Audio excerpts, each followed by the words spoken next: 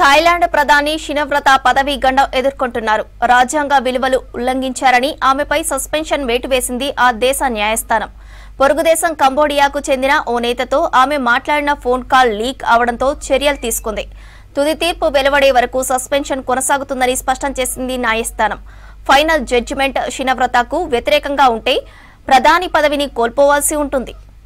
Cambodia నేతతో థాయిలాండ్కు సంబంధించిన విషయాలు చర్చించారని షినవ్రతపై case నమోదైంది. మంత్రివర్గ నీతిని ఉల్లంఘించారని కన్వర్జేటివ్ సెనేటర్ల బృందం ఆరోపించింది. దీంతో రాజ్యాంగ నిబంధనలను ఉల్లంఘించారని షినవ్రత కేసు నమోదైంది. దీనిపై విచారణ జరిపిన థాయ్ న్యాయస్థానం ప్రధాని షినవ్రత సస్పెన్షన్ వేటు వేసింది.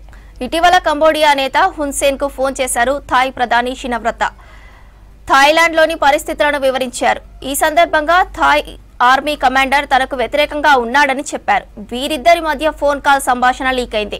సాధారణంగానే కంబోడియా థాయిలాండ్ మధ్య సంబంధాలు అంతంత మాత్రంగానే ఉన్నాయి. అలాంటి పరిస్థితిలో పొరుగుదేశ నేతతో మాట్లాడిన తీరు వివాదాస్పదమైంది. దేశం పరువు, ఆర్మీ గౌరవం దెబ్బతిన్నాయని ఆరోపిస్తూ షినవ్రత సంకీర్ణ ప్రభుత్వం నుంచి conservative Bhumjaithai party విడిపోయింది.